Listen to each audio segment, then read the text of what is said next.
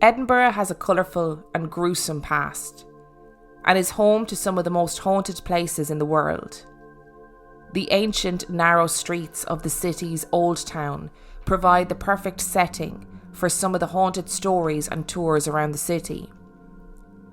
Greyfriars Kirkyard, home to the Black Mausoleum, has been the site of more than 500 recorded violent poltergeist attacks. The infamous body snatchers Burke and Hare stalked the streets looking for disposable victims when grave robbing came up short, and were ultimately convicted of their crimes along with their associate, Dr. Robert Knox. The Edinburgh dungeons and Blair Street vaults were witness to a gruesome, violent past. But today, we're going to talk about the Banshee Labyrinth, a haunted bar buried in the vaults deep underneath the city. The pub is built into the vaults that underlie Edinburgh's South Bridge in Old Town, connecting the south side and the volcanic slope running from Castle Rock to Holyrood Park, now known as the Royal Mile and Canongate. The bridge itself is composed of 19 arches, but owing to the demands of high-density population, only one of which is still visible. The others compose the arches of the vaults, penetrating 22 feet down into the bedrock underlying the city. When the bridge was officially opened in 1788, a grand opening ceremony was arranged where a wealthy and important Edinburgh citizen, the elderly wife of a well-respected local judge, was to be the first person to cross. As with many building projects, however, delays and unexpected difficulties plagued the project, and she passed away just a few days before the grand opening. Money had been exchanged, however, and contracts couldn't be negated, so the first body to cross Edinburgh's Grand Bridge crossed it in a coffin, something that many of the superstitious residents of the time believed to render the bridge cursed. Regardless, the bridge opened and the expansive vaulted arches were leased out to merchants, tradespeople and pub landlords. This was short-lived, however. Due to the aforementioned time constraints and funding issues during the construction, the surface of the bridge was never fully waterproofed, and the prolific Scottish rainfall seeped down into the unventilated internal caverns, which soon became waterlogged, dark and uninhabitable. The tradespeople and merchants vacated the premises, and soon enough the vacant, dark, damp, cold stone tunnels were adopted by those without anywhere else to go, but also those that were in need of dark, isolated places to evade the law. Illegal distilleries, brothels and opium houses permeated extensive, overcrowded underground slums. Crime was rife, and living conditions were dank, with overcrowding and no access to sanitation, meaning widespread disease and suffering. Rumour has it that unscrupulous characters who made a living selling fresh corpses to the city's university medical department would target this area to murder those that wouldn't be missed, although this is unconfirmed. Between the 15th and the 17th of November 1824, the Great Fire of Edinburgh broke out on Edinburgh's Royal Mile. Officially, 10 people died in the inferno, but persistent local rumour has it that the raging fires in the Tronkirk above the vaults essentially turned the underground stone vaults into a giant oven, spelling disaster for many of the destitute trapped inside. Eventually, many of the vaults were filled in with rubble and lay disused for over a century until they were excavated in the 1980s, and several of the more accessible passageways were reopened to the public. Several of the bars built into the lower part of the bridge report regular supernatural activity, with many overlapping experiences, purportedly due to the original design of the vaults. They used to be connected through the long underground passageways that have since been walled up to separate the individual venues. For some reason, the Banshee Labyrinth seems to have a particularly strong concentration of this activity, even by the standards of the vaults. Many suspect that the Banshee's location and connection to Lord Nichol Edwards, after whom the previous pub on the site was named. He was the Lord Provost of Edinburgh during the reign of King James VI and VII, and he is to blame. He not only purportedly severely abused his wife, but was rumoured to have built an underground cell below his house, near to where the vaults were eventually constructed, in which he could personally torture women suspected of witchcraft before they stood trial. The pub that now occupies that site was originally going to be merely called the Labyrinth, owing to the multiple corridors, hidden rooms, and disorienting staircases characteristic of the vaults.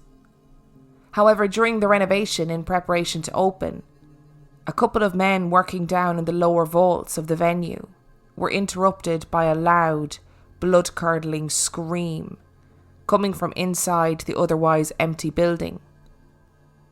Coming up for air and to recover, one of the workmen received a phone call informing him that a family member had passed away, and the pub became known as the Banshee Labyrinth. Over the 10 years Banshee has been open, the experiences of staff and customers are too numerous to describe in totality here. Of course, there's the usual haunted pub stuff.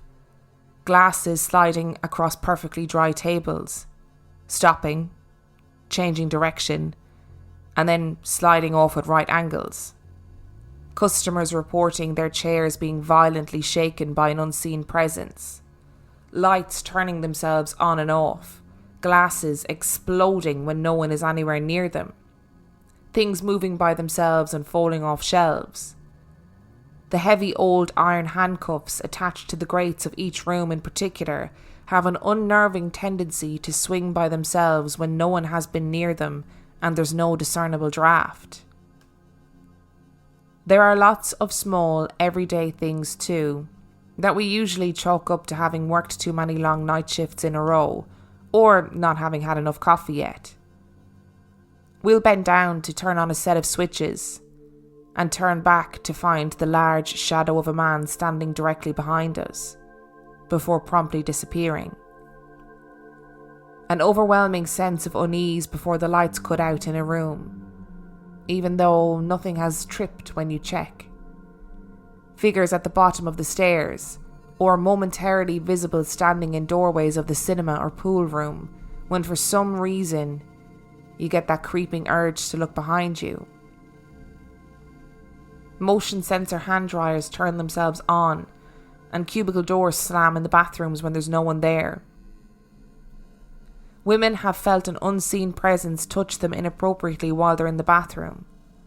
A spirit that we call Old Jock. There's been a couple of times that I've absolutely decked it when in the building room on my own. Once when I was putting up a new LED lighting strip in the main entrance hallway, I heard someone clearly walking up the stairs towards me. Very aware that I was the only one that could possibly be in the building, I didn't even look back to see. I just bolted out the door, locked it behind me, and waited outside until someone else arrived before going back in. More than one of us on an opening shift has left the building in search of another member of staff, to come in for company when the sensation of being acutely and menacingly observed has been too strong. The owner reports that there's only one thing that's happened to him in the building that has ever really properly freaked him out. Back when he had just taken over the place and was busy doing it up, he was in with his family doing some bits and pieces and repainting the downstairs seating area that we now call MQS, after Mary Queen of Scots, with just the three of them in the building. They were in the middle of painting when their daughter, who was about 3 or 4 at the time, turned to him and asked, "What does he want?" When the owners asked, "Who?" she replied, "The fire ghost." He asked her who the fire ghost was, and she said, "The man." The man on fire by the door. Needless to say, they decided to take a wee break from the painting at that point. There is a lot that you can blame on strange acoustics, especially since the vaults are built from hard stone and have low arched ceilings. However, we have 3 bars in the pub, the most atmospheric of which is down at the end of a decently long stone corridor. On more than one occasion, I've been in the pub alone, getting the place ready to open, and I've been down in that bar turning on the lights. Situated on the bar itself, so you have to go all the way into the back of the room in the dark. I've heard, clear as day, heavy, purposeful footsteps walking up the corridor towards the entrance to the room. I can't emphasize this enough. It is such a normal, natural sound that the first few times it happened, I called out to the person approaching something along the lines of, "Hey, I'm in the cave bar," so I didn't give them a fright. Before the footsteps stopped directly outside the open grates that I'm looking straight at, and there was nobody there. It's at this point that I usually remember that I've bolted both doors behind me from the inside. Even if someone had a key, there's no way for them to get in.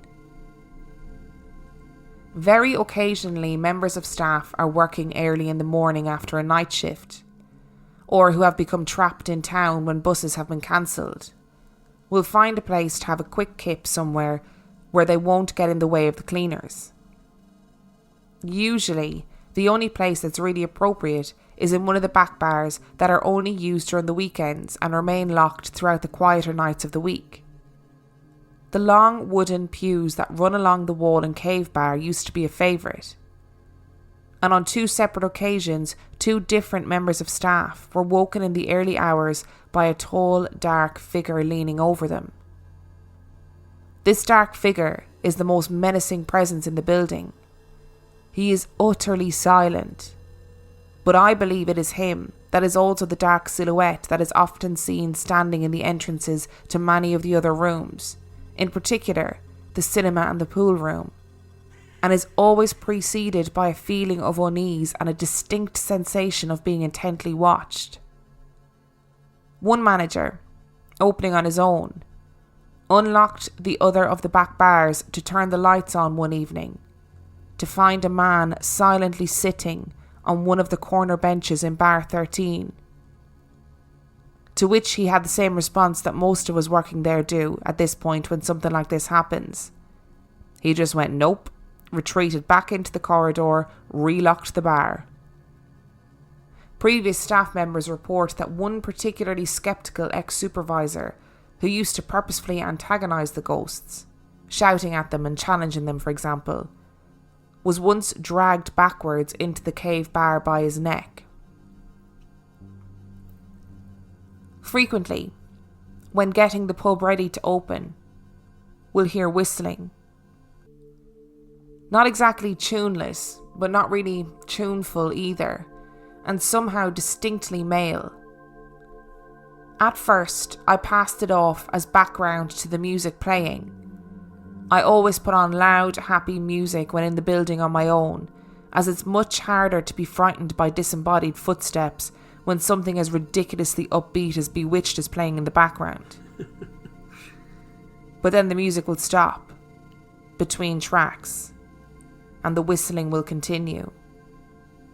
Not only that, but it will follow you around the building, sometimes coming from one side of you, and sometimes the other.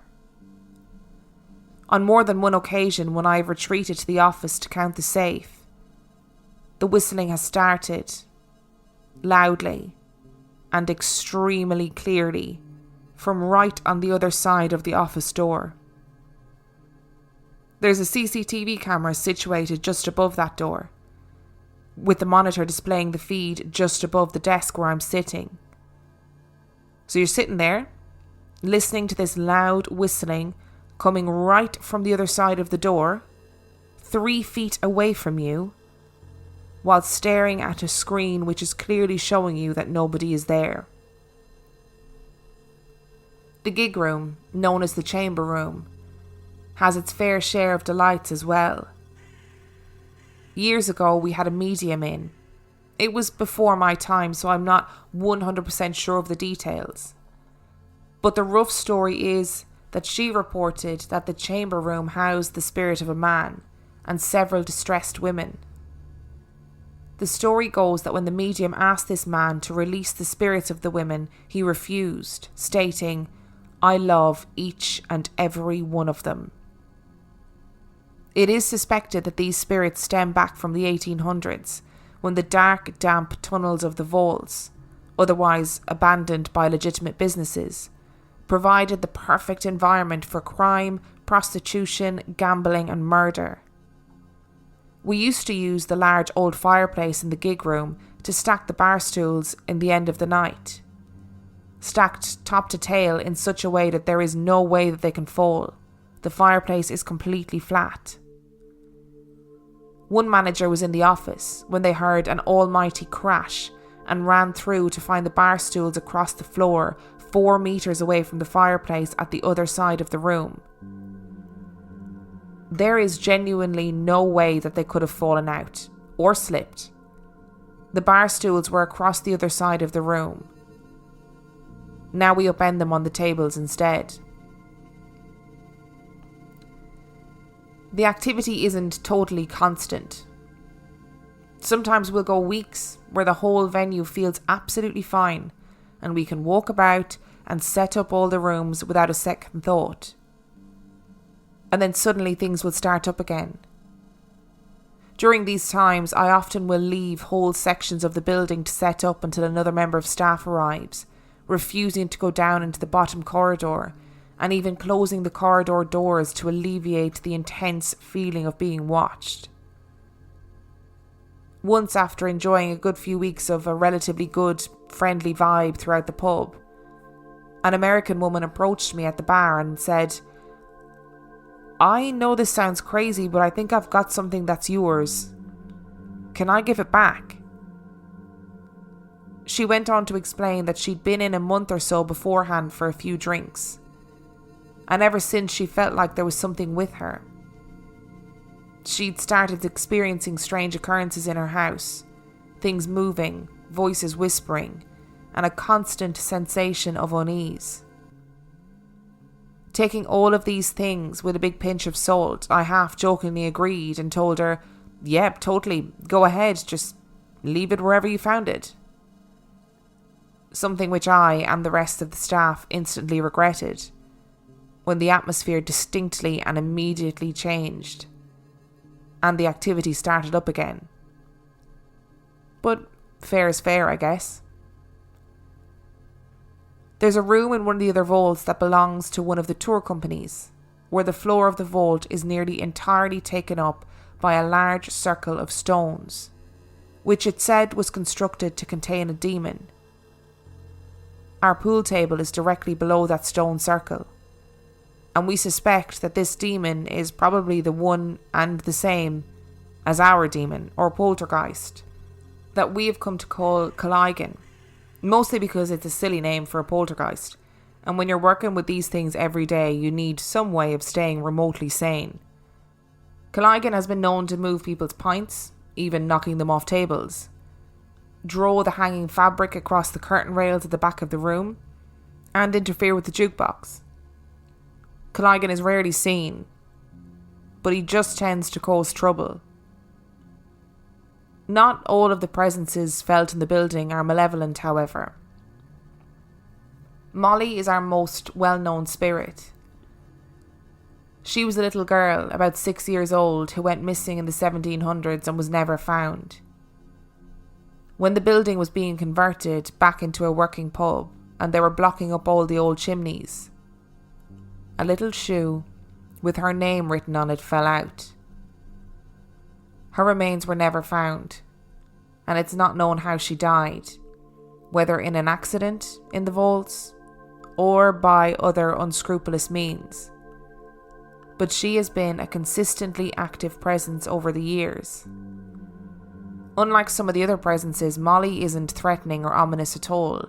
she usually makes herself known by gently tugging on people's clothing, trying to hold people's hands, or from the sound of little footsteps or laughter. One supervisor reportedly felt a little hand smack him on the bum from behind, which he describes as one of the more bizarre experiences. She reportedly likes to play, and took to one of the old managers so much that they used to play hide and seek around each of the rooms when she was doing the rounds on the open. Molly has been seen on several occasions, most recently by a woman who came up to the bar to check that we definitely didn't allow children into the building, and then added, also, I think she walked through a closed grate. She said that a little girl had walked out of the room where the cave bar is, that was indeed locked shut, and stood at the end of the corridor just looking at her before disappearing. I went down with her to take a look, reassuring her that Molly was well known and non-threatening. But sure enough, just 1.5 meter square patch of air, right where the lady said Molly had been standing, was freezing cold. But just that one tiny patch. Cave Bar itself, as far as we can work out, seems to be the site of a trapped, repeating memory of some sort. Multiple different and unrelated staff over the years have reported seeing a woman walk straight past the bar out of the corner of their eye, over and over again when there's no one else in the room, as if someone's transit has been stuck on a never-ending loop. I've been sitting at that bar on my night off and turned around to talk to somebody I could feel standing a couple of feet away from my right shoulder, only to find that no one was there. Recently, a staff member was locking the grates to Cave Bar when they saw a woman walk towards them from inside the empty bar. I sort of brushed off this report until I came in the next day, and the sound engineer, who had arrived about half an hour before I did, without prompting, went, "We've got a new one. There's a woman's voice coming from the Cave Bar now." No one had told him about the bartender's experience from the night before.